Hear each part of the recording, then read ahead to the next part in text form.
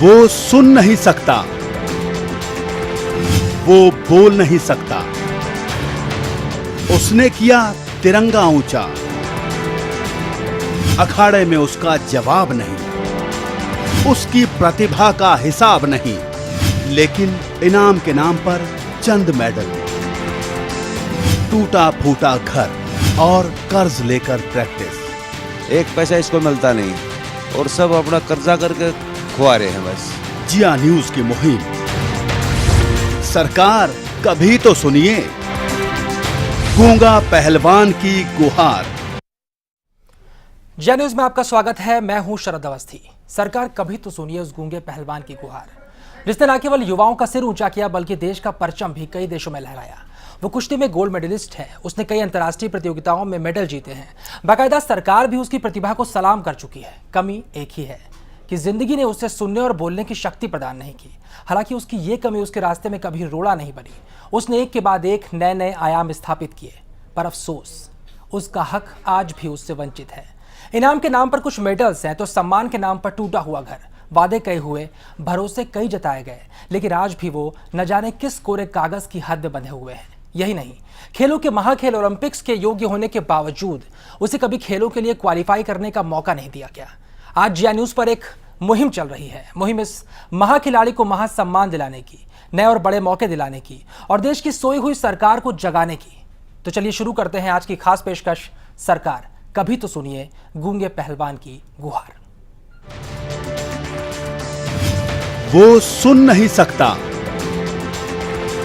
वो बोल नहीं सकता। उसने किया तिरंगा ऊंचा, अखाड़े में उसका जवाब नहीं, उसकी प्रतिभा का हिसाब नहीं, लेकिन इनाम के नाम पर चंद मेडल, टूटा फूटा घर और कर्ज लेकर प्रैक्टिस। एक पैसा इसको मिलता नहीं और सब अपना कर्जा करके खुआ रहे हैं बस। जिया न्यूज की मुहिम, सरकार कभी तो सुनिए, गूंगा पहलवान की गुहार। कहते हैं मेहनत कड़ी हो, इरादे नेक हो और मकसद साफ हो तो फिर हर कोशिश यकीनन अंजाम का रूप अख्तियार करती है। गूंगा पहलवान की कहानी भी कुछ इसी तरह की है। वो बोल नहीं सकता, सुन नहीं सकता, इसके बावजूद उसने हार नहीं मानी और कुश्ती के मैदान में नए नए कीर्तिमान स्थापित किए। लेकिन गूंगा पहलवान की इस कहानी का एक और रूप है, कमोबेश और पशोपेश वो किसी विडंबना से कम नहीं।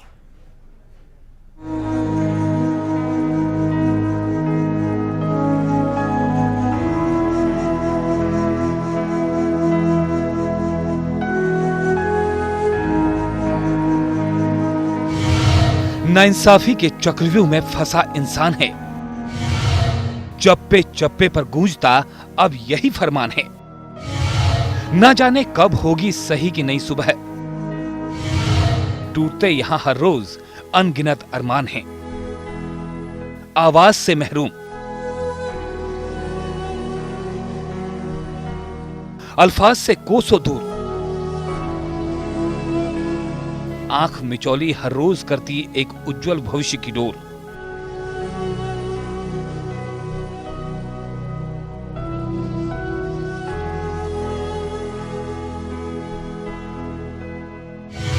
नाम वीरेंद्र सिंह उर्फ गूंगा पहलवान, निवासी झज्जर हरियाणा। पहचान गोल्ड मेडलिस्ट डेफ ओलंपिक्स।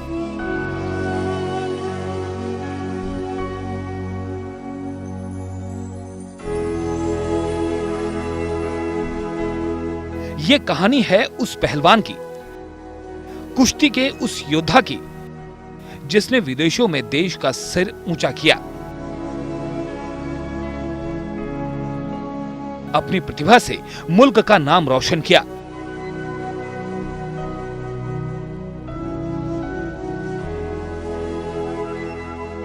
बावजूद इसके वीरेंद्र को कोई जानता नहीं। देश में वीरेंद्र का नाम गूंजता नहीं। सम्मान के नाम पर चंद मेडल हैं, टूटा हुआ घर है और कर्ज के तले दबे बूढ़े मां बाप हैं।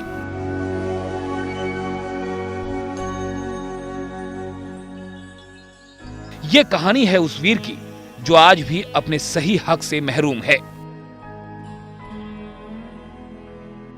कहते हैं जिस देश में प्रतिभा का सम्मान नहीं, उसे देश नहीं दंश का ही नाम दिया जाएगा। वीरेंद्र की कहानी का मजमून भी कुछ यही बयां करता है।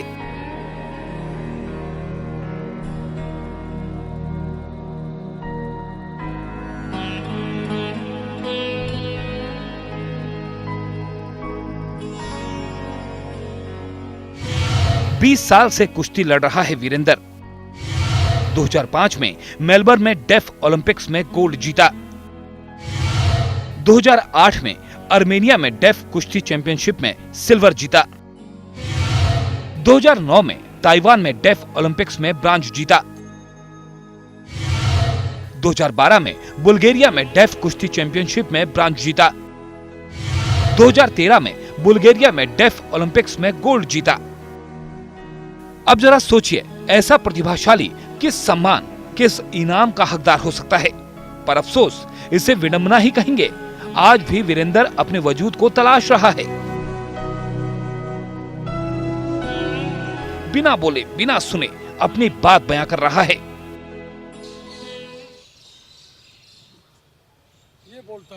ये बोलना चाहता है, ये अपना भी स्टेटमेंट देता है। नॉर्मल में सबको इतना पैसा मिलता है, गाड़ी हैंडीकैप्ड को भी मिलता है और ब्लाइंड को भी मिलता है पैसा, पर डेफ को क्यों नहीं पैसा देते? वो इतना पैसा उनके अपना दिल्ली में मकान है, फ्लैट्स है, गाड़ियाँ हैं, मोबाइल फ़ोन, सब चीज़ की फैसिलिटी है। बोला मैं इतना बड़ा पहलवान हो गया, गवर्नमेंट मेरी सुनती नहीं, मेरे को कोई फैसिलिटी नहीं, क्यों? फिर मैं पहलवानी क्यों करूँगा? मेरे सरकार से अब आपकी क्या गुजारिश है? ये सरकार से चाहता है मेरी सुनवाई की जाए। अगर मेरे को कुछ मिलेगा तो मैं आगे जाऊँगा, लड़ूंगा, फिर दोबारा मैं ओलंपिक में फिर फाइट करना चाहता हूँ और नॉर्मल में ही लड़ना चाहता हूँ।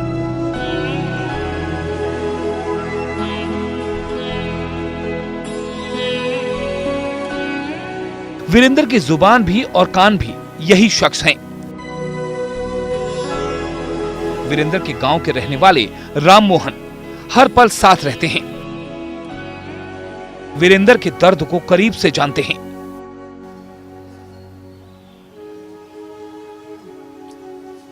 मैं बहुत ये बोलता है, मैं बहुत दुख महसूस करता हूँ। एक तो कुदरत में वो डेफिनेट पर है और गवर्नमेंट मेरी सुनती नहीं है कोई बात।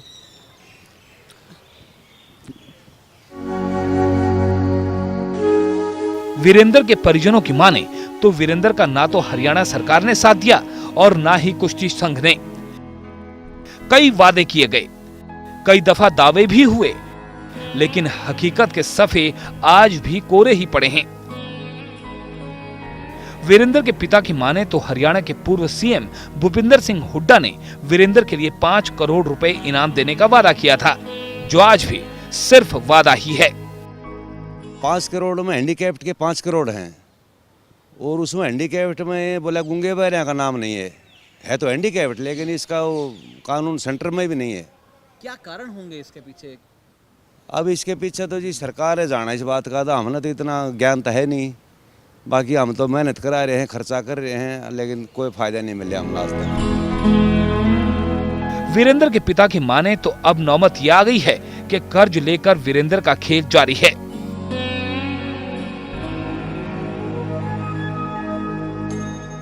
एक पैसा इसको मिलता नहीं और सब अपना कर्जा करके खुआ रहे हैं बस।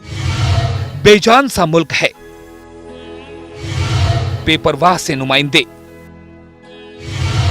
बस तिरंगा ऊंचा करो, भूल जाओ सम्मान, भूल जाओ सब कानून कायदे। कुश्ती के इस शूरवीर का अंदाज, विश्वास, लगन और दृढ़ता भी काबिले तारीफ है। मेडल और जीतने हैं, देश का तिरंगा और ऊंचा करना है, लेकिन कोई मदद के लिए तैयार नहीं। जिया न्यूज ने अब यही मुहिम छेड़ दी है।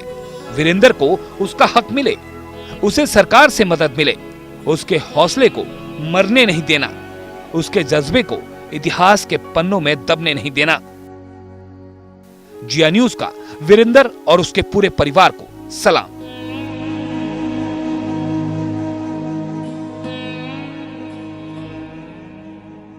दीपांशु मदान के साथ ब्यूरो रिपोर्ट, जिया न्यूज। सरकार कभी तो सुनिए उस गूंगे पहलवान की आवाज़, उस दर्द को महसूस करने की कोशिश कीजिए। इस पूरे पैकेज को आपने देखा होगा, इस रिपोर्ट को आपने देखा होगा, उस तकलीफ को आपने कहीं ना कहीं महसूस किया होगा, लेकिन सरकार इस तकलीफ को महसूस क्यों नहीं कर रही? दरअसल परेशानी इस बात की है कि जो इस दर्द को बयान कर सकता है, दरअसल वो बोल नहीं सकता, और ये परेशानी है। इस वजह से उसकी आवाज़ पहुंच नहीं रही, लेकिन जिया न्यूज़ उसकी आवाज़ बना है। इस तकलीफ को सरकार तक पहुंचाने का बीड़ा जिया न्यूज़ ने उठाया है, और इस वक्त हमारे साथ स्टूडियो में मौजूद हैं वो तमाम लोग जिन्होंने इस दर्द को बहुत करीब से देखा है, और वो हमें बताएंगे आखिरकार इस गूंगा पहलवान की दास्तान क्या है, वो दर्द क्या है, वो मेहनत क्या है, और किस तरह से इस गूंगे पहलवान ने इस मुकाम को हासिल किया, और वो कहाँ तक पहुँच सकता है, लेकिन उसे आपकी और सरकार की मदद की ज़रूरत है। इस वक्त हमारे साथ खुद मौजूद थे वीरेंद्र जी, जो पहलवान हैं, और उनके बारे में आपको बहुत कुछ जान चुके होंगे इस रिपोर्ट को देखकर, बहुत कुछ हम आपको बताने वाले हैं। आपका बहुत बहुत स्वागत। हमारे साथ राम मोहन शर्मा जी भी मौजूद हैं। राम मोहन शर्मा जी दरअसल वीरेंद्र की आवाज़ हैं। वीरेंद्र कुछ सुन नहीं सकते, कुछ बोल नहीं सकते, लेकिन इशारों से अपनी बात कहते हैं, और राम मोहन शर्मा जी उसे तमाम लोगों को बताया करते हैं। हमारे साथ अजीत सिंह जी मौजूद हैं, जो वीरेंद्र के पिता हैं। आपका भी बहुत बहुत स्वागत है, और वो बताएंगे आखिरकार किस तरह से वीरेंद्र इस मुकाम तक पहुंचा और उनकी काबिलियत क्या है। इसके अलावा हमारे साथ अनिल मान साहब भी मौजूद हैं, जो वीरेंद्र के कोच हैं, जिन्होंने उन्हें पहलवानी के तमाम गुर सिखाए हैं, और वो बताएंगे कि आखिरकार इस पहलवान की ताकत क्या है और कितनी ऊपर तक ये जा सकता है। सबसे पहले हम चलते हैं अजीत सिंह साहब के पास। सबसे पहले अजीत जी, मैं आपका अभिवादन करना चाहूँगा कि इतनी परेशानी के बाद, इतनी मुश्किल के बाद आपने अपना सब कुछ न्यौछावर कर दिया अपने बच्चे के करियर को बनाने में। पहला सवाल मेरा आपसे ये है कि आखिरकार कैसे आपको लगा कि वीरेंद्र एक अच्छे पहलवान बन सकते हैं? अच्छे का तो जी बाद में पता चला है, अच्छा बना है। जब पहले तो ये बच्चा था, इसके पैर में दाद हो रहे थे, तो मेरा दोस्त इसको दिल्ली ले आया ठीक कराने के लिए। अतः फिर ये हमारी सेवा कराया करता, रोटी बनाया करता, तो सब पहलवान कहने लगे इसको यहीं रखो। तो इसको फिर खुद एक शौक हो गया, और इसने पहलवानी शुरू कर दी छत्रसाल स्टेडियम से। तो फिर इसने वहीं से शौक पड़ाए, और फिर हमारे पास आता रहा, सेवा करता रहा, और वहीं से फिर ये दंगल ज़्यादा लड़ता रहा। गद्दे पर प्रैक्टिस हमने कम कराई, इतना ज्ञान नहीं था हमने। बिल्कुल अजीत जी, जब आप आपके परिवार के अगर बैकग्राउंड की बात करें, इतिहास की बात करें, तो तमाम पहलवान आपके परिवार में हुए। आप खुद एक पहलवान रहे, आपके पिताजी भी पहलवान थे। तो जब आपने पहली बार देखा कि वीरेंद्र आपके घर में आया और आपने देखा कि बोल नहीं सकते, सुन नहीं सकते, क्या महसूस किया था आपने, और तब आपको लगा था कि क्या वीरेंद्र इतनी ऊपर तक जाएंगे? अब तब तो नहीं लगा था जी, लेकिन ये गांव में दंगला में, मेरे गांव में दंगल हुआ, तो इसने 12 कुश्ती लगातार मारी छोटे बचपन में। तो तब से हमने इसके ऊपर पूरा ध्यान दे दिया, भाई ये तो पहलवान बनेगा। लेकिन पहलवान तो जी पूरा बन गया है वो। बिल्कुल। लेकिन इसको सरकार की ओर से तो कुछ मिल जाता है ही नहीं जी। अब ये कह रहे हैं कानून नहीं है, सेंटर में भी कानून नहीं है, हरियाणा में कानून नहीं, तो इसको फिर ओलंपिक में किस लिए भेजते हैं? अब ये तो हमारी समझ से बाहर है। या तो कानून नहीं है तो इसको भेजो मत, बंद कराओ इसकी कुश्ती। कोई गूंगा पैरा नहीं लड़ेगा, कोई खेल नहीं करेगा। और करवा रहे हैं तो फिर इनको इनाम भी चाहिए, कोई तो कानून हो। अब कोई सुननिया है ही नहीं जी, सरकार कोई भी हो, कोई नहीं सुनता। बिल्कुल क्षमता की बात करते हैं कि रियो ओलंपिक जाने का ख्वाब देख रखे हैं, लेकिन दरअसल परेशानियां इतनी बीच में आ जाती हैं, किस तरह के नियम है जो आड़े आ जाते हैं, और एक पहलवान के अंदर काबिलियत होने के बावजूद भी वो उस मकाम तक नहीं पहुंच पाता जिसका वो हकदार होता है। चलते हैं अनिल मान साहब के साथ, जिन्होंने जो रेसलिंग के कोच हैं, उन्होंने तमाम गुर भी सिखाए। अनिल जी, आपने तमाम बड़े पहलवानों को रेसलिंग के गुर सिखाए हैं, और आपके जो सिखाए हुए पहलवान हैं वो अंतर्राष्ट्रीय स्तर में बड़ा अच्छा नाम कर रहे हैं। जब आप कंपेयर करते हैं, जब आप तुलना करते हैं वीरेंद्र की उन महान पहलवानों से, तो आपको वीरेंद्र कहाँ पर दिखाई पड़ते हैं? वीरेंद्र भी बहुत अच्छा पहलवान रहा है जी। हमारे पास ये 8-10 साल का उम्र में आ गया था, और बहुत ही अच्छी प्रैक्टिस करी ने शुरू से ही, और अभी भी बहुत अच्छी कर रहा है। इसने इंटरनेशनल लेवल पे 5 मेडल दिए, उसमें गोल्ड भी है, ब्रॉन्ज भी है, सिल्वर भी है। तो बहुत ही अभी इसका मन थोड़ा वो हो रहा जी अब डाउन, क्योंकि इसके साथ के 2 योगेश्वर और सुशील पहलवानों को इसकी ही उम्र के ही है, उन्होंने मेडल जीते, उनको पैसा भी खूब मिला। हरियाणा गवर्नमेंट ने 2 करोड़ दिए, योगेश्वर को 1 करोड़ दिया, अभी भी 1-1 करोड़ रुपया दिया उनको। और अभी योगेश्वर मेडल लेकर आया है एशियन गेम में, तो उसको 1 करोड़। तो इसका मन थोड़ा हो गया मैं भी ऐसा ही करूं। अब रियो ओलंपिक के लिए वो ये सोच रहा है कि मैं नेशनल में फर्स्ट आकर कैम्प में जाऊँ, फिर मैं क्वालिफाई करूँ रियो ओलंपिक के लिए, मैं मेडल ले आऊँ। अब घर की हालत तो इनकी गरीबी है जी। बिल्कुल। इनके फादर है, ये 8,000 रुपये पेंशन लेते हैं, उनमें तो घर का खर्च भी नहीं चलता। ये खुद अपना दंगल लड़ के अपनी कहीं 11,000 की, कहीं 21,000 की कुश्ती लड़के ये अपना पहलवानी का खर्चा उठा रहा है। बिल्कुल, यहाँ पर तकलीफ की बात है कि एक पहलवान के लिए सबसे बड़ी चीज़ होती है उसकी डाइट कैसी होनी चाहिए, वो खाता पीता क्या है, लेकिन वो पैसे आखिरकार आएंगे कहाँ से? एक अच्छा पहलवान होने के बावजूद भी उस पैसे के लिए परेशानी होती है। कर्ज लेकर प्रैक्टिस की जाती है, कर्ज लेकर यहाँ पर खाने पीने की व्यवस्था की जाती है, लेकिन इसके बावजूद भी लगातार कोशिश जो है वो वीरेंद्र की जारी है और वो लगातार इस लक्ष्य को हासिल करने की कोशिश भी कर रहे हैं। अजीत जी, आपसे पूछना चाहूँगा, घर की स्थिति क्या है आपकी? एक पहलवान, आप खुद पहलवान रह चुके हैं, आपके पिताजी पहलवान रह चुके हैं, अब आपका बेटा जो है वो आपका नाम रोशन कर रहा है। एक पहलवान के लिए जो खुराक होती है वो भी बहुत आसान नहीं होती, बड़ी महंगी होती है, तो किस तरह से खुराक वगैरह हो पाती है और कैसे खर्च चलता है घर का? इसके साथ ही दो बच्चे इसकी सेवा के लिए रखने पड़ते हैं, जो समझाओ भी हैं, इसके बादाम पीस हैं, इसकी सेवा कर रहे हैं, तो पूरा खर्चा करना पड़ा है इसके साथ। और फिर मेरा पैर में फ्रैक्चर है, तो मन भी खाड़े में रहना पड़ा है, इसके कारण तो हमारा डबल खर्चा हो रहा है जी। अब खेती बाड़ी हो रही है, कुछ वहाँ से ले लें, और दूसरा लड़का वो CSM में है, कुछ 5-10 हज़ार महीने की वो दे दे, बाकी वो दंगल लड़ ले है। और ये जैसे हुड्डा साहब ने 11 लाख दिए, ऐसे ही काम चल रहा है जी। बाकी कानून के हिसाब से इसको कोई नाम ना सेंट्रल गवर्नमेंट ने दिया है ना हरियाणा गवर्नमेंट ने, कोई कानून इनका है ही नहीं। वैसे हैंडीकैप्ड का नॉर्मल के बराबर है, लेकिन डेफ वालों का कुछ नहीं है, तो इससे इसका हर बिल्कुल दिल टूटा हुआ है। और बाकी जी शौक है, हमने इसलिए करा रहे हैं, कुछ दे देंगे तो ठीक है, नहीं तो काम चल ही रहा है, कोई दिक्कत नहीं। बिल्कुल, परेशानी आप समझ सकते हैं कि किस तरह की परेशानी यहाँ पर दिखाई पड़ रही है, कितना मुश्किल है इस कोचिंग को करवाना और कितना मुश्किल है उस खुराक को मेंटेन करना। अब हम आपकी बात करवाते हैं सीधे वीरेंद्र जी से। हालांकि सीधे वो आपको सब कुछ समझा नहीं पाएंगे, अपने मन की बात बोल नहीं पाएंगे, लेकिन हमारे साथ राम मोहन जी मौजूद है, राम मोहन शर्मा जी, जो वीरेंद्र की बात को समझेंगे, उनसे सवाल करेंगे और वीरेंद्र जो कुछ बोलेंगे वो आप तक पहुँचाने की कोशिश करेंगे। राम मोहन जी, वीरेंद्र से आप बात कीजिए और ये पता करने की कोशिश कीजिए कि दरअसल अब वो क्या चाहते हैं। इतनी कुश्ती उन्होंने लड़ी है और अब वो क्या चाहते हैं।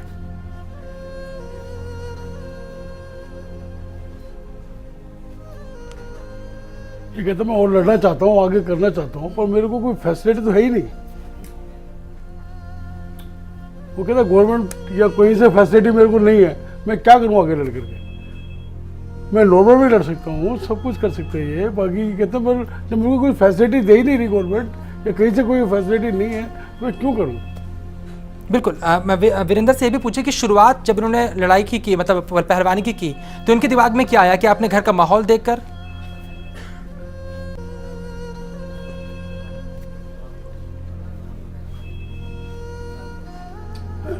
कहता मैंने शुरू से पहलवानी की कि मैंने कभी आगे सोचा नहीं है, तो मेरे फादर कराते थे पहलवानी, वो कहाँ से रुपया लाए, कहाँ से क्या करा, मैंने कभी नहीं सोचा।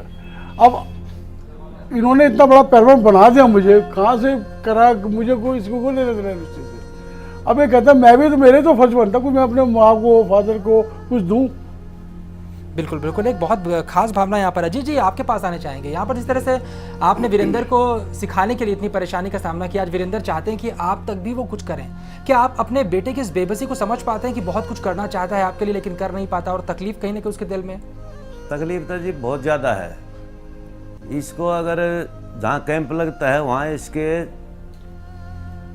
4 महीने इसकी प्रैक्टिस कराई जाए, चाहे नेशनल में जीत का हो या वैसे जैसे भी इसकी प्रैक्टिस करी जाए, तो ये मेरे हिसाब से हिंदुस्तान में किसी से कम नहीं है। नॉर्मल में भी इसको टाइम चाहिए, खुराक चाहिए, और इतनी खुराक मेरी बस की बात नहीं है जितनी इसको चाहिए। बाकी तो करना तो ये बहुत कुछ चाह है। अब इसका दिल टूटा हुआ है, इसलिए बिल्कुल डाउन पे है। बिल्कुल, जब हम लोग बातचीत कर रहे थे, जो आपने एक बात बताई थी कि जब ये कैडेट थे, जब ये जूनियर में थे, जब ये जूनियर कुश्ती लड़ा करते थे, उस वक्त क्या हुआ था? एक इंसिडेंस था जिसके बाद कहने का वीरेंद्र को काफ़ी तकलीफ हुई। उसमें तकलीफ ये हुई जी, ये नेशनल में फर्स्ट आया था नॉर्मल में सुनने वालों में, और तो इसका कैंप लग गया था जी महाराष्ट्र में। तो वहाँ पर जिस दिन ट्रायल होनी थी, तो वो महाराष्ट्र का जो अध्यक्ष था उसने मना कर दिया, बोला भाई ये सिटी नहीं सुन सकता, ये नहीं लड़ेगा, ये बाहर नहीं जा सकता। तो फिर मेरे को इतना ज्ञान नहीं था, नहीं तो मैं लिखवा भी लेता, उसे भी लिख कर दो। तो फिर इसको कैंसिल हो गया, तो जो इसने हराया था वो बाहर गया। फिर इसका इतनी तकलीफ हुई, तकलीफ तो मेरा इससे ज़्यादा हुई, लेकिन हमारा कुछ सारा चला नहीं।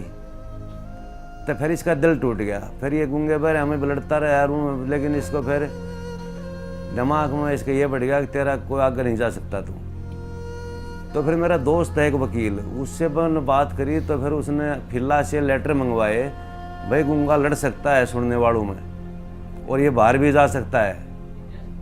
लेकिन अब इसका दिल टूटा हुआ है। इसकी दोबारा तैयारी जब हो, जब इसको पहले गूंगे बहरों की जो कुछ इनाम है, डेफ की है, हैंडीकैप्ड की जो भी है, इसको इसके इनाम मिल जाए तो ये पहलवानी नंबर 1 कर सकता है। ये इसके बिल्कुल दिल में बिल्कुल। है। जब ये 16 साल के वीरेंद्र थे तब की ये पूरी कहानी है। और उस वक्त कोशिश ये की गई थी कि वीरेंद्र जो हैं वो लड़के पहुंचे थे नेशनल लेवल खेलने के लिए, लेकिन जब वहां पर एक कैंप लगा और वहां पर सबसे अच्छा प्रदर्शन वीरेंद्र कर रहे थे, उसके बाद भी उन्हें आगे खेलने का मौका सिर्फ इसलिए नहीं मिला क्योंकि वो सुन नहीं सकते हैं, वो बोल नहीं सकते हैं। शायद वो मौका उन्हें उस वक्त मिला होता तो तकलीफ हुई थी वीरेंद्र को, जिस तरह से डिमोरलाइज हुए थे, वो परेशानी का सामना नहीं करना पड़ता। एक रिपोर्ट हम आपको और दिखाते हैं, उसके बाद आप फैसला कीजिए आखिरकार वीरेंद्र कहाँ तक पहुँचने का हकदार है। वीरेंद्र की जिंदगी में मुसीबतों के पहाड़ सिर्फ यहीं पर मुकम्मल नहीं होते, बल्कि उस आदत, उस अदब मेहनत और उसके दृढ़ संकल्प के बीच अभी भी कई ऐसे रोड़े हैं जो वीरेंद्र को उसके मकसद तक पहुंचने से रोक रहे हैं। वीरेंद्र डेफ ओलंपिक्स में आगे बढ़कर ओलंपिक खेलना चाहता है, लेकिन नियम है कि खिलाने वालों की फितरत जिसे कहा जाए, वीरेंद्र को खेलने का मौका नहीं मिलता।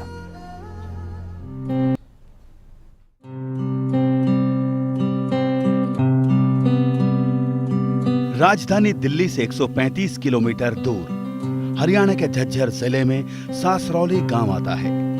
यही वो जगह है जहां 32 साल पहले पहलवान अजीत सिंह के घर वीरेंद्र का जन्म हुआ।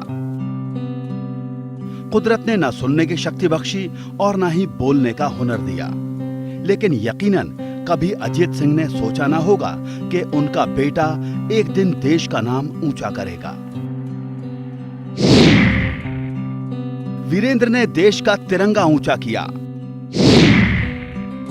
5 देशों में कई मेडल्स जीते।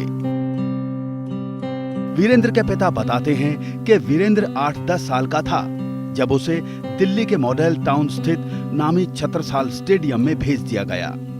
ये वही स्टेडियम है जहां से देश के बड़े से बड़े पहलवान निकले और दुनिया में देश का परचम लहराया। वीरेंद्र का भी भविष्य कुछ यही था। पिछले 20 वर्षों में वीरेंद्र ने यहाँ न केवल कुश्ती के गुर सीखे, बल्कि देश के लिए कई मेडल्स भी लिए। और आज आलम यह है कि इस स्टेडियम का सबसे सीनियर पहलवान वीरेंद्र ही है, जो अब न केवल खुद अभ्यास करता है, बल्कि हजारों पहलवान बच्चों को कुश्ती के गुर भी सिखाता है।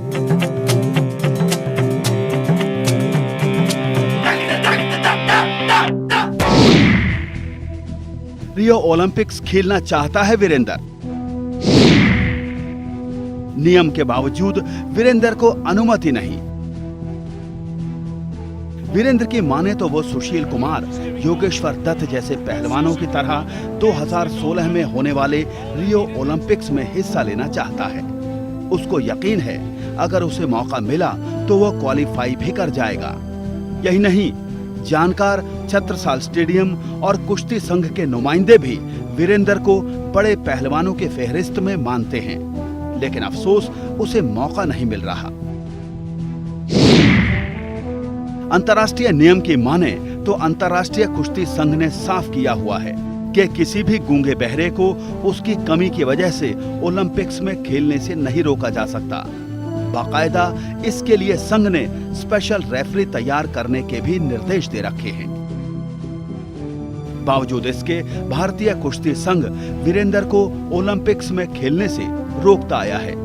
हालांकि जब नुमाइंदे से पूछा गया तो रेफरी वाली बात पर अधिकारी पल्ला झाड़ते तो दिखे, लेकिन कोई सीधा जवाब नहीं दे पाया। नहीं, उनका तो ऐसा है, ये उन पर डिपेंड करता है वो किस प्रतिभा के हैं, किस कैटेगरी के हैं और कितने स्टैंडर्ड के हैं, तो उसी हिसाब से पार्टिसिपेट करें। फिर उनको प्रतिभा है उसकी देखी जा सकती है, उसको मौका दे सकते हैं। अगर उसको अच्छा है तो उसको और आगे मौका मिलेगा। लेकिन क्या हमारे पास इस तरीके के रेफरी हैं जो जिन्हें सुनाई नहीं दे रहा, उन्हें इशारा कर समझा? नहीं, सभी रेफरीज का होता है, ऐसा नहीं है, कोई इसका स्पेशलिस्ट नहीं होता।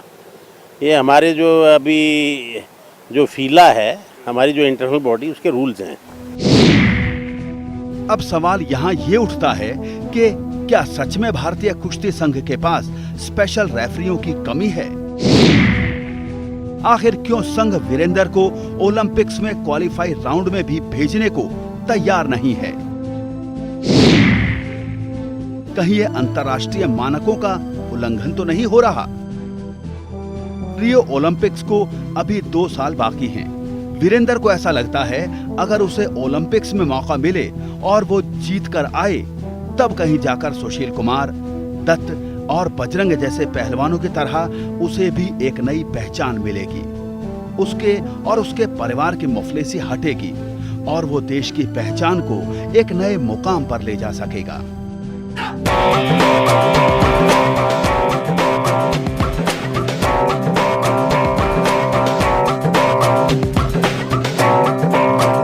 दीपांशु मदान के साथ ब्यूरो रिपोर्ट, जिया न्यूज। तो रियो ओलंपिक तक पहुंचना वीरेंद्र का सपना है, लेकिन इस सपना की आड़ में परेशानी क्या आ रही है, बातचीत करते हैं अनिल जी से। अनिल जी, रियो ओलंपिक जाना चाहते हैं, क्या वीरेंद्र रियो ओलंपिक जा सकते हैं? आपको क्या लगता है? आप कोचिंग देते हैं इनको, आप खेल इनका देख चुके हैं, क्या लगता है कि इतनी काबिलियत है ओलंपिक जाके भारत का नाम रोशन करें? अब वीरेंद्र गुंगा के मन में फिर आए कि मैं फिर और ज़्यादा मेहनत करूं और सुशील और योगेश की तरह मैं रियो ओलंपिक से मेडल लाऊं। उसके लिए इसने पहले तो स्टेट होती है हमारी, स्टेट में पोजीशन लेनी पड़ेगी, फिर नेशनल में जाना पड़ेगा। नेशनल में इसने फर्स्ट, सेकंड, थर्ड, फोर्थ में आना पड़ेगा। फिर ये कैंप लगता है हमारा, कैंप के लिए इसका सिलेक्शन होगा जी तो चारों में आएगा। फिर वहाँ ट्रायल होती है, ट्रायल के बाद पहले तो हमारी एशिया चैंपियनशिप होएगी, फिर वर्ल्ड चैंपियनशिप होएगी। जो एशिया का गोल्ड मेडलिस्ट होगा वो रियो ओलंपिक के लिए टिकट मिलेगा। जो वर्ल्ड के पहले फर्स्ट 6 होंगे उनको रियो ओलंपिक का टिकट मिलेगा, जब ये ओलंपिक लड़ सकता है रियो ओलंपिक। अभी इसके मन में दोबारा से ये आई कि मैं ये मेहनत करूँ, जैसे सुशील ने मेडल लिया, योगेश ने लिया, अब हमारे ये दो नए है बजरंग और अमित दहिया। अब इसमें दोबारा से फिर ये उमंग हुई है कि मैं मेहनत करके इनकी तरह मेरे को मान सम्मान मिला है। और जैसे हरियाणा गवर्नमेंट ने दिया, सेंट्रल गवर्नमेंट ने दिया, कैसे पैसे मिले, तो इसके फादर की मैंने बताई थी पहले 8,000 रुपये पेंशन है। ये तो अपना दंगल लड़ लड़ के अपना गुजारा कर रहा है। ये पहलवान की खुराक कितनी हो जाती है, बादाम, ये फल, जूस, फ्रूट, ये सारी चीज। बिल्कुल, लेकिन इन सब की व्यवस्था कैसी हो, व्यवस्था कैसे हो, प्रॉब्लम ये होती है। 2 साल का वक्त बाकी है, जिस तरह से आपने बताया, स्टेट के बाद नेशनल, नेशनल के बाद फिर विश्व चैंपियनशिप में जाएंगे, उसके बाद इन्हें ओलंपिक का टिकट मिल सकता है। क्या स्टेट में और नेशनल में क्यों पार्टिसिपेट नहीं कर रहे हैं ये? क्या इन्हें रोका जाता है? क्या भारतीय जो संघ है उसे इस बात का ज्ञान नहीं कि ये भी लड़ सकते हैं, या कोई और परेशानी सामने आती है? अभी हमारे को राजकोष साहब ने बताई, हमारे जो भारतीय कुश्ती संघ के सचिव है उन्होंने बोला क्यों नहीं लड़ सकते, लड़ सकते हैं, इसकी तैयारी करवाओ। अब इसी महीने में लास्ट में दिल्ली स्टेट है, उसमें ये पार्टिसिपेट करेगा, उसमें ये फर्स्ट आएगा तो फिर नेशनल में लड़ेगा। नेशनल में की पहले 4 पोजीशन आती है, उनका कैंप लगता है जी, फिर उसको आगे के लिए मौका दिया जाएगा। बिल्कुल, काबिलियत आप देखते हैं और अब शुरुआत भी वो करना चाहते हैं, लेकिन परेशानी ये है कि क्या वाकई भारतीय जो कुश्ती संघ है वो इसकी इजाज़त देता है, और क्या वो जा पाएंगे, उन्हें आगे बढ़ाने का प्रोत्साहन देते हैं, या फिर ये कहा जाता है कि सुन नहीं सकते इसलिए परेशानी वहाँ पर बाद में आएगी, इसलिए हम नहीं जाने देंगे। हम आपसे बात करेंगे किस तरह की परेशानी आती है जब कोई सुन नहीं पाता और बोल नहीं पाता कुश्ती लड़ते वक्त। लेकिन पहले हम बात करने की कोशिश करते हैं वीरेंद्र से, वो क्या सोचते हैं रियो ओलंपिक को लेकर। राधा मोहन जी, आप वीरेंद्र से ये पूछे कि जब रियो ओलंपिक की बात होती है तो क्या वो सोचते हैं कि ओलंपिक तक जाना है, क्या करना है, कैसे करना है, क्या उनके दिल में है?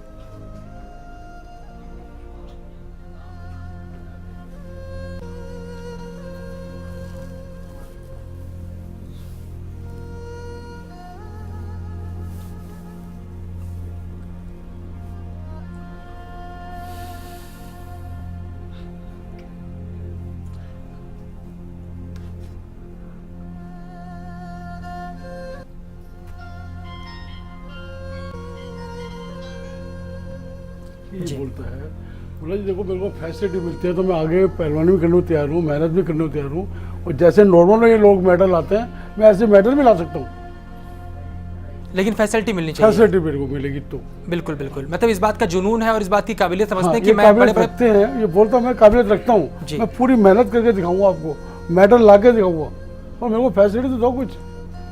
क्या फैसिलिटी, मेरे को फैसिलिटी है ही नहीं इसको। बिल्कुल, अभी हम कुछ तस्वीरें देख रहे हैं जिसमें जब इन्होंने ओलंपिक्स में मेडल जीते, गोल्ड मेडल किया, तो खुशी देख रहे थे, इनके हाथ में तिरंगा था और ये घूम रहे थे, उस वक्त इनके चेहरे पे खुशी दिखाई पड़ रही थी।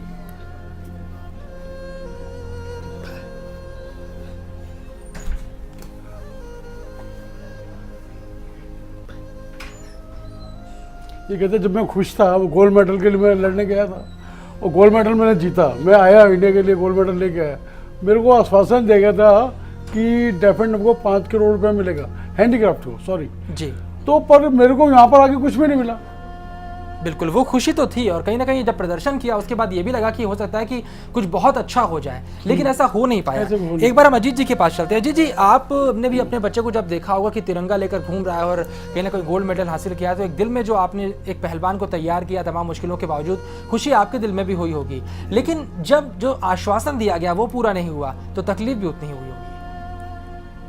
आश्वासन तो दिया जी, लेकिन इसका तो कानून ने मना कर दिया, बिल्कुल सेंटर ने मना कर दिया, हरियाणा गवर्नमेंट ने मना कर दिया, कोई कानून है ही नहीं। अब जी एक वीरेंद्र की बात नहीं है, अब मैंने अखबार में पढ़ा था हफ्ता पहले कि 50 लाख गूंगे हैं हिंदुस्तान में। अगर इनका कोई कानून सरकार बनाती है तो ये गाँव में धक्के नहीं खाएँ, गाँव में बड़ी बुरी हालत होती है गूंगे बहरों की, कोई नहीं पूछता इनको, शहर वाला तो कोई पढ़ा लेता है। अगर इनको सरकार हैंडीकैप्ट में बराबर इनाम दे तो इनकी ज़िंदगी बदल सकती है सभी गूंगे। ये तो पशु कैसे आदमी हैं, बोल नहीं सकते, सुन नहीं सकते, लेकिन सरकार तो बिल्कुल सुनती है नहीं, सेंट्रल गवर्नमेंट भी नहीं, हरियाणा गवर्नमेंट भी नहीं, कानून है ही नहीं, सेंटर में ही नहीं है तो हरियाणा में कहाँ से होगा। बिल्कुल, एक तकलीफ समझने की कोशिश कीजिए। अगर कोई पिता कहता है कि मेरे बेटे के साथ जानवरों जैसा सलूक हो रहा है, वो गूंगा है, वो बहरा है, वो सुन नहीं सकता, वो बोल नहीं सकता, और उसकी जानवरों जैसी इज्जत की जाती है, जिस तरह जानवरों के साथ बर्ताव होता है वैसा बर्ताव हो रहा है, तो उसके दिल में कितनी तकलीफ होगी। इस तकलीफ को आप समझने की कोशिश कीजिए। कितना कुछ करना चाहता है वो अपने बच्चे के लिए, पूरी ज़िंदगी अपनी लगा दी, तमाम पैसा लगा दिया, सब कुछ लगा दिया, लेकिन इसके बावजूद उसके बच्चे को वो इज्जत नहीं मिल पा रही, वो सम्मान नहीं मिल पा रहा, वो मुकाम नहीं मिल पा रहा। कितनी तकलीफ की बात होगी। अनिल जी, आपको क्या लगता है? जिस तरह अजीत जी ने बहुत दर्दनाक तरीके से इस बात को बयान किया कि पशुओं जैसे रखा जाता है, 50 लाख से ज़्यादा लोग गूंगे बहरे हैं, अगर उनके लिए सरकार कुछ करे तो शायद कहीं ना कहीं उनको वो सम्मान मिल सकता है जिसके वो हकदार हैं। जी, जब ये हमारे पास आया था तो हमें भी बहुत प्रॉब्लम हुई थी इसको समझाने में, वो करने पर फिर बाद में ये टेक्निक देखता रहा, इन्होंने कुश्ती भी सीख ली। फिर जो भी कोई एक्शन था वो हमारे एक्शनों को हम कुछ बात हम इसकी समझने लगे, कुछ ही हमारी समझने लगा। अब वो बात नहीं है, अब इसको ठीक है हम कोचिंग दे लेते हैं, अब ये और बच्चों से बहुत ही इसका तजुर्बा हो चुका है। अब इसकी यही है कि जैसे अभी ने 2009 में नौकरी ज्वाइन की LDC की, अब हुड्डा साहब ने फिर आश्वासन दिया भाई इसको हम असिस्टेंट कोच लगा रहे हैं, तो इसकी और अंदर की भावना है कि मैं और अच्छा करूँ आगे। अभी इसको कोई वो तो दिया नहीं है, अब आश्वासन दिया भाई इसको असिस्टेंट कोच लगा देंगे तो और अच्छा करेगा ये आगे चल के। बिल्कुल, कहीं ना कहीं थोड़ा सा अगर उत्साहवर्धन अगर होता है तो जो वीरेंद्र करना चाहता है, जो उसके दिल में बातें हैं वो पूरी हो सकती है। लेकिन एक कोच के तौर पर आपने फिर भी बहुत बड़ी सफलता हासिल की, ओलंपिक्स में जा चुके हैं, चाहे वो डेफ ओलंपिक हो, वहाँ गोल्ड मेडल जीत चुके हैं। जब वीरेंद्र के हाथ में आपने गोल्ड मेडल देखा और जब तिरंगा लेकर वो चारों तरफ चक्कर काट रहे थे, तो उस वक्त आपके दिल में क्या बात आई? बड़ी खुशी होती है जब अपना जो स्टूडेंट ऐसे तिरंगा लेके घूमता है मैट पर, जो बड़ी खुश होती है। कोच को क्या चाहिए और मान सम्मान। जब हम ये देखा हमारा इंडिया का झंडा ऐसे लेके स्टूडेंट घूम रहा है और अच्छा लगता है। जैसे सुशील ने जीता है, योगेश्वर ने जीता, अब ये हमारे एशियन गेम्स से इसने योगेश्वर ने गोल्ड मेडल लिया, तो कितना अच्छा लगा। तो हमारे खुशी होती है इस चीज़ के बारे में, तो हमारे स्टूडेंट ऐसे गोल्ड मेडल लेते हैं। बिल्कुल, तस्वीरें इस वक्त हम आपको दिखा रहे हैं, देखिए इन तस्वीरों को, कितनी खुशी दिखाई पड़ रही है। किस तरह से तिरंगा लेकर मैदान में चारों तरफ चक्कर काट रहे हैं, किस तरह से गोल्ड मेडल उनको मिला है। इस खुशी के बारे में सोचिए, यही खुशी जो इस वक्त मिली है डेफ ओलंपिक में गोल्ड मेडल जीतते हुए, यही खुशी वो चाहते हैं कि जब वो रियो ओलंपिक में पदक जीतें वो खुशी मिले। लेकिन रियो ओलंपिक तक पहुंचेंगे कैसे? सफ़र बड़ा मुश्किल है, डगर बहुत मुश्किल है। दरअसल इस गाँव से होकर जाना पड़ता है, इस टूटे फूटे घर में उनको रहना पड़ता है, खाएंगे कैसे, पियेंगे कैसे, इस बारे में भी कुछ नहीं पता लगता। जो डाइट होनी चाहिए एक पहलवान की, आखिरकार वो कहाँ से मिले? पिताजी को सिर्फ 8,000 रुपए मिलते हैं, उसमें कैसे अपने बच्चे को इतनी मेहनत करवाए? अखाड़े की कुश्तियां लड़ते हैं, जो बड़े बड़े दंगल होते हैं उनमें जाते हैं, और गूंगा पहलवान के नाम से मशहूर है। आपको बता दें कि पूरे हिंदुस्तान में पूरी जो पहलवान बिरादरी है, तमाम लोग जो कुश्ती लड़ते हैं, सब इस नाम से वाकिफ हैं, सब बड़ी इज्जत देते हैं, लेकिन इज्जत चाहिए सरकार की भी, वो इज्जत नहीं मिलती है। एक बार फिर चलते हैं अजीत जी के पास। अजीत जी, आपके बेटे का नाम है, गूंगा पहलवान के तौर पर ही लोग उसे जानते हैं, लेकिन पूरे हिंदुस्तान में लोग उनको जानते हैं। जब अखाड़ों में कुश्तियां होती हैं और आपके बेटे को कोई हरा नहीं पाता, उस वक्त कैसा फील करते हैं? अजी फील तो खुशी तो बहुत ज़्यादा होती है भाई, ये कुश्ती बढ़िया लड़ता है, गांव में बड़ी इज्जत है इसकी, बड़ा बढ़िया पहलवान है, वहाँ तो दिक्कत नहीं मानता है। लेकिन इसको गद्दे वाली बात पे जब ये ओलंपिक में मेडल लाया है तो इसके पूरी ये मन में थी कि जैसे सुशील का सम्मान हुआ, योगेश का सम्मान हुआ, तेरा ऐसे ही सम्मान होगा, सरकार करेगी। बिल्कुल। लेकिन इसको सरकार ने, सेंट्रल गवर्नमेंट ने तो देखा ही नहीं। हरियाणा सरकार ने अपनी सीएम साहब ने अपने कोटे से 11 लाख रुपये दिए। बिल्कुल। और बोला जी यहाँ कानून नहीं है, सेंटर में भी नहीं, यहाँ भी नहीं। तो फिर मैं सरकार से ये कहना चाह रहा हूँ, जब कानून नहीं है तो इनको भेजो ही मत, किस लिए खेल कर रहे हैं ये। बिल्कुल, क्यों आखिरकार वक्त अपना जाया हाँ, कर रहे हैं? क्या कानून जरूरत है वहाँ भेजिए भेजने मत। की? अगर भेजते हैं तो कम से कम कानून को ठीक से लागू करवाइए, कानून का पालन करवाइए। कानून नहीं है तो कानून बनवाइए, क्योंकि अगर इनके अंदर क्षमता है तो उनको आखिरकार मौका क्यों नहीं मिल रहा है? अनिल जी, आपके पास आते हैं, क्या लगता है आपको, जब क्षमता है तो मौका आखिरकार क्यों नहीं मिला? अंतर्राष्ट्रीय कानूनों की बात करें तो जो रिसर्च जीआर न्यूज ने की थी, जो बातें हमने मालूम की, उसके मुताबिक अंतर्राष्ट्रीय नियम ये कहते हैं कि अगर ये बोल नहीं सकते, सुन नहीं सकते, इसके बावजूद भी इनको मौका मिलना चाहिए, इनके लिए स्पेशल रेफरी रखने चाहिए।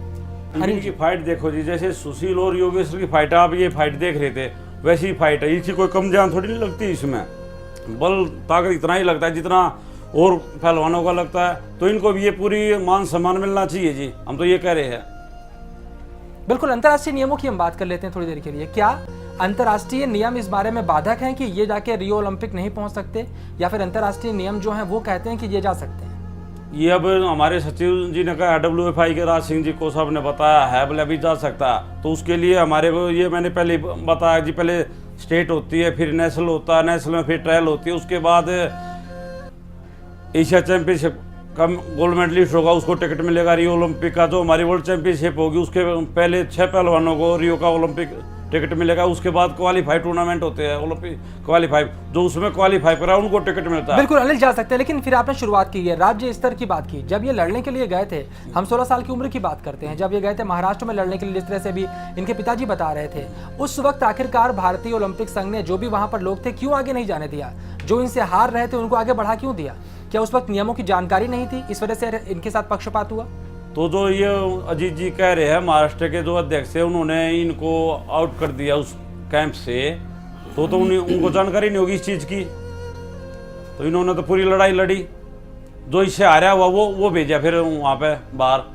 बिल्कुल, जाहिर सी बात है, 16 साल की उम्र में अगर इनके साथ न्याय हुआ होता तो शायद आज कहानी कुछ और होती। और इतने बड़े स्तर पर पहुंचने के बाद अगर किसी को आगे खेलने का मौका नहीं मिलता तो उसका दिल जरूर टूट जाएगा। एक बार फिर से हम वीरेंद्र से बात करते हैं, 16 साल पहले देखते हैं क्या हुआ था और उस वक्त क्या उनके दिमाग में चीज चली थी। राममोहन जी, ये तमाम कहानी आप भी जानते हैं कि 16 साल पहले किस तरह से लड़ने के लिए गए थे, वहां पर अपना स्टेट टॉप किया था और जो कैंप लगा था वहां भी सबसे अच्छे पहलवान ये थे। लेकिन इसके बावजूद इनको आगे बढ़ाने का मौका नहीं दिया गया, इनको रोक दिया गया। क्या वीरेंद्र के दिल में बीती थी उस वक्त? वो कहानी आज तक इनको याद है?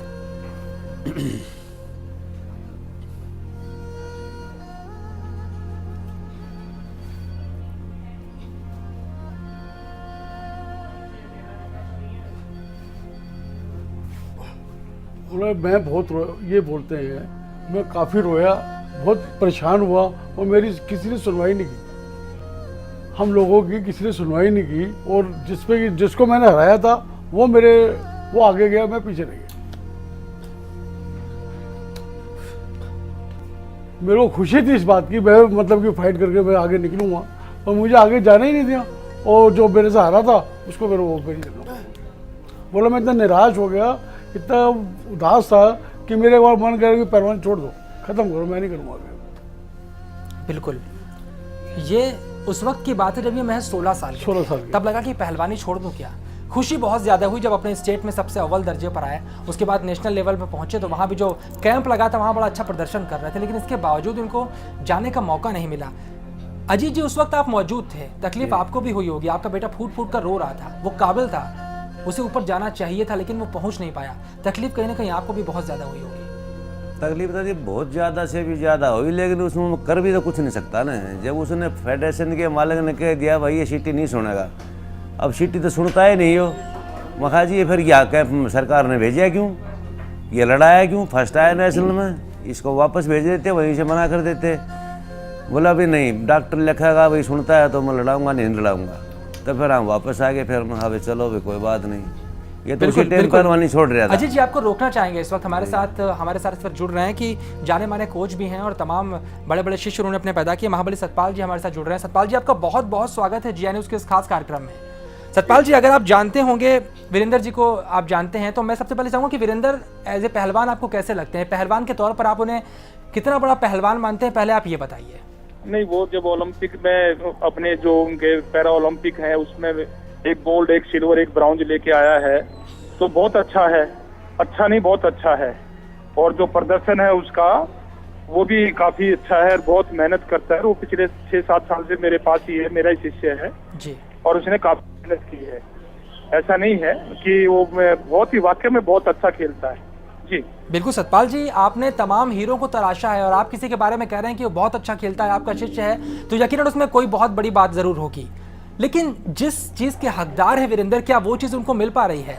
और ये चाहते हैं कि रियो ओलंपिक तक पहुंचे, तो क्या ये सफर तय कर सकते हैं? ये क्या आपको लगता है ये काबिलियत है? असल में ये क्या है ना, टेक्निकल प्रॉब्लम है जी। ये सब टेक्निकल प्रॉब्लम है। और ये क्योंकि जो फेडरेशन के नियम है, रूल्स है, लेकिन वो काफी इस पे विचार चल रहा है जी। और विचार होना चाहिए भी। हमने इसको बहुत सख्ती से प्रस्तुत किया है जी। हमने भी कहा है कि आप इसके लिए कोई न कोई ऐसा नियम में अगर बदलाव करना है, अगर ऐसे बच्चे हैं वो ये चाहते हैं कि हम जर्नल में कंपटीशन करें, तो ये मेरे लिए तो बहुत अच्छा होगा देश के लिए कि वीरेंद्र जैसे अगर पहलवान को रियो ओलंपिक में मौका मिलता है तो उससे हमारी मेडल की प्रस्तुति और मजबूत होगी। बिल्कुल सतपाल जी, आप एक तरह से द्रोणाचार्य हैं और आपने अपने शिष्यों को अर्जुन बनाया है और कहीं ना कहीं आपके शिष्य वीरेंद्र जी भी हैं। और अगर आप कोशिश करते हैं, खुद कोशिश करते हैं, सुशील जी की बात करें, वो आपके शिष्य हैं, और योगेश्वर, सबको हमने, पूरी हमारी टीम कोशिश कर रही है। भारतीय कुश्ती संघ को ने भी हमें विश्वास दिलाया कि हम अच्छा करेंगे, हम इसके कोशिश करेंगे कि इसलिए उन्होंने जो बाहर, क्योंकि बाहर जो प्रस्तुति करनी है इंटरनेशनल बॉडी के आगे जी, तो वो तो कुश्ती संघ ने करनी है। बिल्कुल। तो उम्मीद है कि कुश्ती संघ ने जो वो बाहर भेजा है तो वो वीरेंद्र के लिए एक अच्छा साबित होगा। बिल्कुल, भारतीय कुश्ती संघ को कहीं ना कहीं सामने आना पड़ेगा। सतपाल, महाबली सतपाल जैसे जो कोचेस हैं, जो तमाम लोगों को तैयार, मैं सामने हूँ और ये तो एक ऐसा होनहार पहलवान है देश का जी, और इस पे हमें प्राउड है। बिल्कुल, थैंक यू। बिल्कुल बिल्कुल। सतपाल जी, अजीत जी, सतपाल जी इस वक्त सामने हैं, आप भी उनसे कुछ कहना चाहते हैं?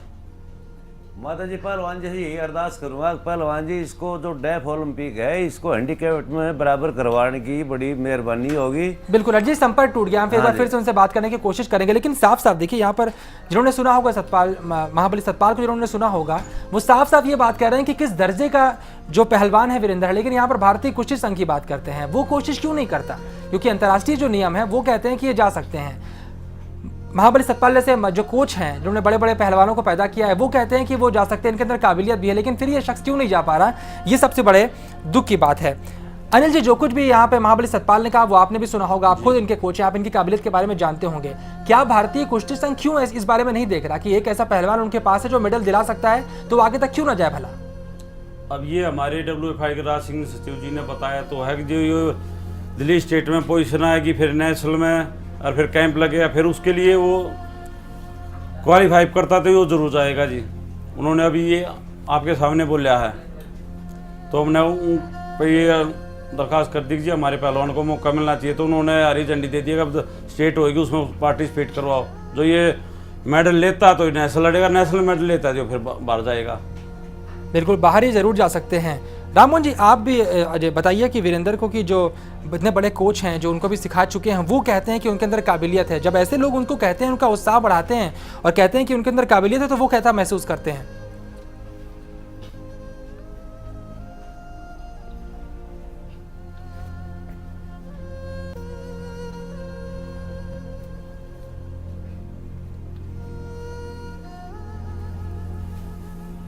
तो मैं खुश रहता हूँ जब इनकी बातें सुनता हूँ, मेरे अंदर से खुशी मिलती है।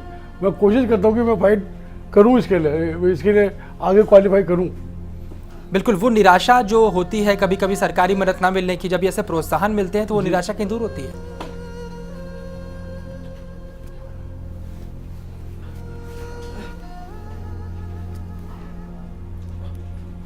जब वो बात सुनता तो मेरे को खुशी होती है, जब वो मेरे को कोई फैसिलिटी की बात होती है तो मेरे को तकलीफ होती है। बिल्कुल, फैसिलिटी क्यों नहीं मिल रही है? बिल्कुल। एक खास बात और, सुशील कुमार इतने बड़े पहलवान हैं, गोल्ड जीत चुके हैं, भारत का नाम रोशन कर चुके हैं, और वीरेंद्र भी उनसे कुश्ती लड़ चुके हैं और हारे नहीं हैं।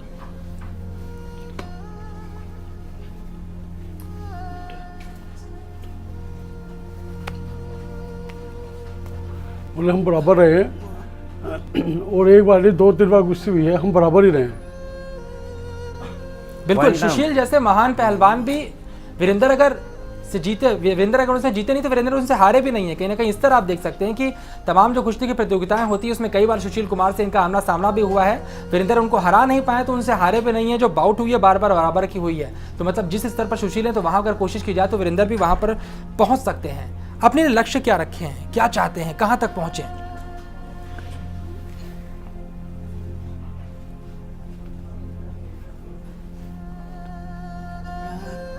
मैं चाहता हूँ मेरा नाम पूरे उसमें हो और मैं हाई लेवल तक पहुँचना चाहता हूँ और जो और भी मेडल कोई बचता है तो वो भी लेना चाहता हूँ। बिल्कुल, तमाम मेडल यहाँ पर लेना चाहते हैं, बहुत ऊंचे स्तर तक पहुँचना चाहते हैं। और सबसे खास बात इन्होंने जो कही कि माँ बाप ने जो उनके लिए बचपन से किया है वो कुछ ना कुछ वापस भी करना चाहते हैं। बूढ़े हो चुके हैं माँ बाप और चाहते हैं कि जो बचपन से बड़ा किया, मेहनत की, इस तस्वीर को देखा होगा उन्होंने, महसूस करते होंगे, बोल नहीं सकते होंगे, एक्सप्रेस नहीं कर पाते होंगे, लेकिन देखते होंगे कि माँ बाप कितनी तकलीफ में हैं और कितनी तकलीफ को सहकर भी वो लगातार अपने बेटे को कुछ ना कुछ बनाना चाहते हैं। ये बहुत खास बात है। अपनी माँ के बारे में, इनकी माँ जब देखती हैं इनको और माँ के लिए क्या करना चाहते हैं खासतौर पे?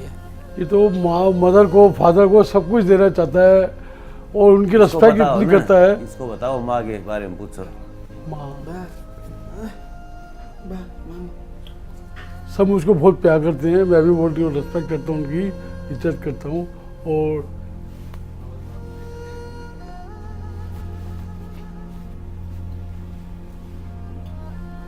मेरे को जितनी फैसिलिटी मिलेगी मैं उनके लिए मतलब इसे कोई उपलब्ध करना चाहता हूँ। बिल्कुल, जो कुछ भी हासिल होगा कुश्ती से वो माँ को समर्पित है, पिता को समर्पित है, ये एक बेटा चाहता है। लेकिन इसके बीच में जो रोड़े हैं वो कहीं ना कहीं सरकार दूर कर सकती है। हरियाणा में नई सरकार आने वाली है। पुरानी सरकार ने जो कुछ किया, जो कुछ करने का वायदा किया था, नहीं कर पाई। क्या नई सरकार इनके बारे में कुछ सोचेगी?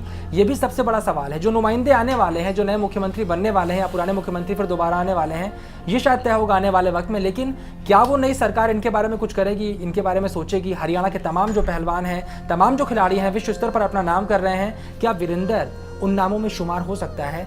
ये भी सबसे खास बात है। लेकिन इसके लिए सरकार को सोचना जरूर होगा। राममोहन जी, वीरेंद्र को कुश्ती के अलावा और क्या पसंद है?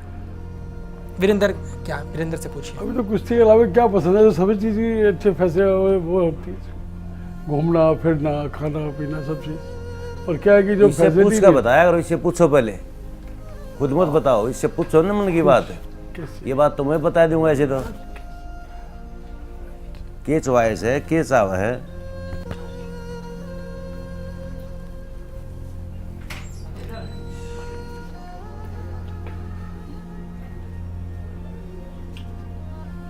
ये तो वही जो मैं कहता हूँ वही करें।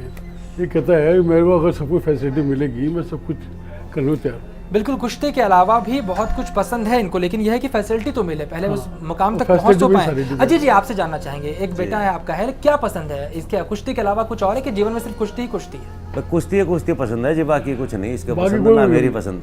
बिल्कुल, जब अपने बेटे की बेबसी देखते हैं, ये इन्होंने जिनसे बात अभी राधा मोहन जी ने की और पूछा इनसे कि क्या करना चाहते हैं नाम कमा के, तो सब कुछ माँ और पिता के चरणों में समर्पित करना चाहते हैं।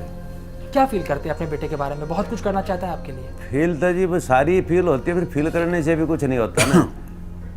अब इनका कोई कानून नहीं है तो फिर इसको तो कुश्ती कराना ही बेकार है। इसको तो मैं वैसे ज़बरदस्ती इसके पीछे लग रहा हूँ। मगर जहाँ कभी न कभी कानून बन जाएगा, अगर बन जाएगा तो ठीक है, नहीं तो फिर किसी वकील तो पूछा है, कोई न कोई तो कार्रवाई करनी पड़ेगी जी। अनिल जी, आपको क्या लगता है कि अभी हम महाबली सतपाल से भी बातचीत कर रहे थे, वो भी कहते हैं कि वो भी कोशिश कर रहे हैं, सुशील भी कोशिश कर रहे हैं, सब लोग जानते हैं इनको, सब लोग जानते हैं काबिल कितने हैं। क्या कभी ऐसा वक्त आएगा कि ये कानून बन जाएगा और तो तमाम परेशानियां हैं वो परेशानियां नहीं? अब ये लड़ाई लड़ेंगे। अब अगली ये चुनाव है, अगली सरकार आएगी, ये मोदी जी देश में इतना अच्छा काम कर रहे हैं तो हम इसकी एप्लीकेशन भी वहाँ लगाएंगे। ये कौन सीएम आता है, कौन करता, अपनी पूरी कोशिश करेंगे, इसके लिए लड़ाई लड़ेंगे। बिल्कुल। राममोहन जी, मोदी जी की बात यहाँ पर की अभी निर्माण जी ने, क्या वीरेंद्र मोदी जी को जानते हैं और मोदी जी से क्या कहना चाहते हैं?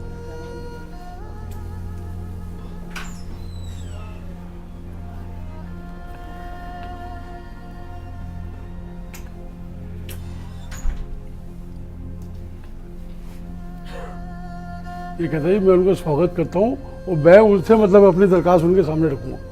बिल्कुल दरखास्त रखना चाहते हैं। मोदी जी के सामने क्या दरखास्त रखना चाहेंगे? सरकार और उच्चतम के सामने क्या दरखास्त रखना चाहेंगे? पूछिए इनसे।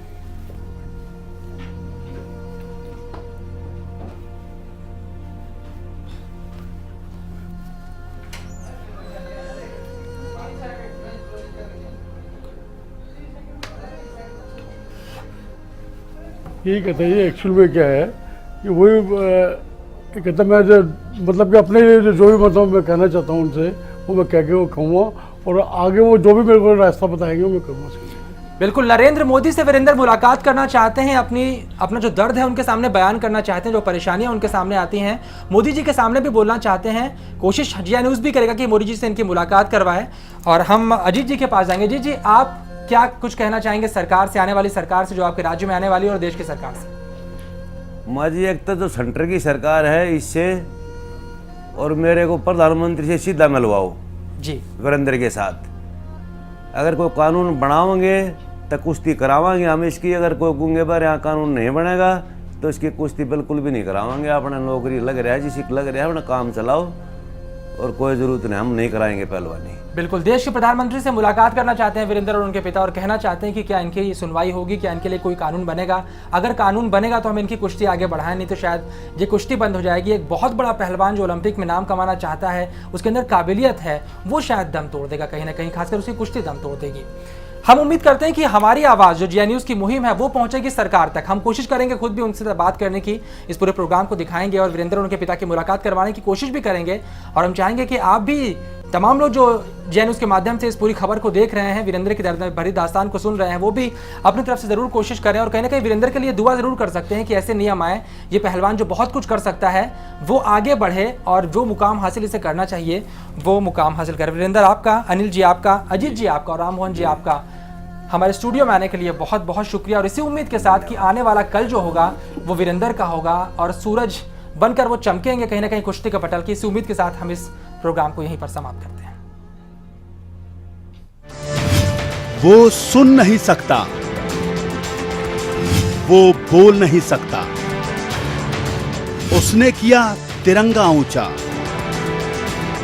अखाड़े में उसका जवाब नहीं, उसकी प्रतिभा का हिसाब नहीं, लेकिन इनाम के नाम पर चंद मेडल, टूटा फूटा घर और कर्ज लेकर प्रैक्टिस। एक पैसा इसको मिलता नहीं और सब अपना कर्जा करके खुआ रहे हैं बस। जिया न्यूज़ की मुहिम, सरकार कभी तो सुनिए, गूंगा पहलवान की गुहार।